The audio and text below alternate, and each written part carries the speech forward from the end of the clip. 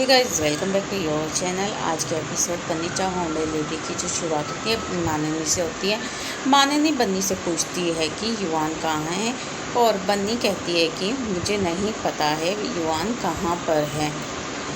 तो आगे बन्नी मानने के अतिरिक्त आरोपों से चिढ़ जाती है, उससे गुस्सा आ जाता है और सभी से कहते हैं कि उसे पता नहीं है कि युवान कहाँ हो सकता है। बन्नी उस पर दोष मढ़ने के बुरे इरादे के साथ माननी ने घोषणा की कि बन्नी उसे खिलाते समय अकेले में युवान को बहकाने की साजिश कर रही है।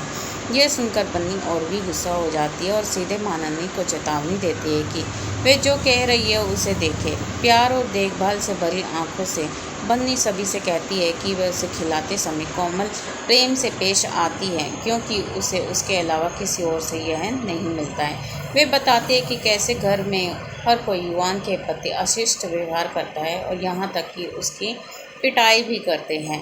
तभी देवराज प्रयास करता है और बन्नी से पूछता है कि उसने कल रात युवान से फ़ोन पर बात की थी।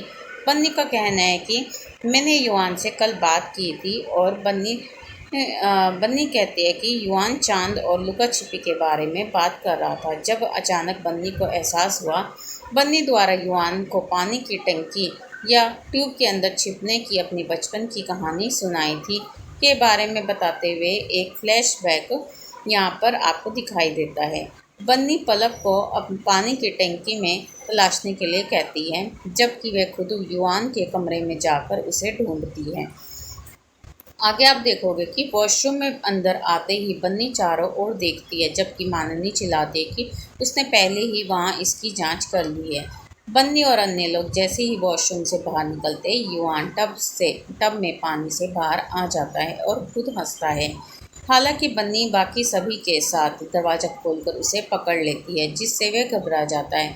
युवान ने बन्नी को टब में छिपने का विचार देने के लिए धन्यवाद दिया, लेकिन यह भी पूछा कि उसने उसे इतनी जल्दी क्यों ढूंढ लिया।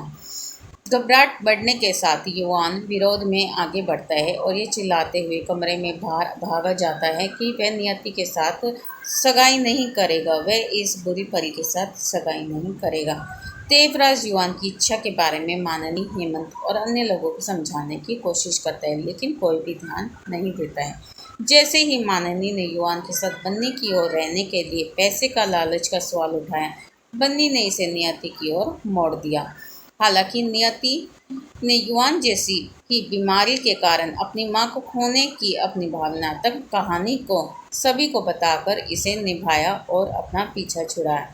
नियति बन्नी से दूरी बनाने के लिए कहती है, क्योंकि वे कहती है कि उसका युवान के साथ होना नियति को उसके करीब नहीं आने देता है। अगर बन्नी ही युवान को खाना खिलाती रहेगी तो मैं उसके करीब कैसे आऊँगी। जैसे मैंने अपनी माँ को खो दिया, कहीं मैं इसको भी ना खो दूँ। मैं अपनी माँ की जगह युवान की सेवा करना चाहती हूँ, इसलिए मैं इससे शादी करना चाहती हूँ। और जैसे ही माँ की बात आती है बन्नी काफ़ी इमोशनल हो जाती है, क्योंकि बन्नी आपको पता ही है अपनी माँ से काफ़ी ज़्यादा अटैच है और युवान भी इसी तरह से अपनी माँ से काफ़ी ज़्यादा अटैच है। तो नियति ने इस चीज़ का काफ़ी फ़ायदा उठाया है यहाँ पे।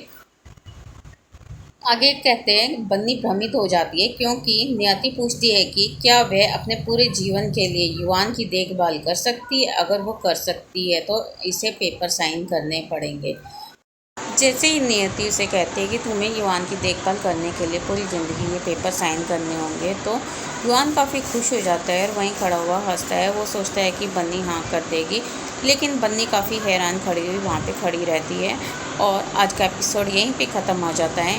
आने वाले एपिसोड में आप देखोगे कि युवान ने जो सगाई की रिंग होती है वो बन्नी को पहना दी है और माननी बन्नी को काफ़ी बेइज्जत करती है।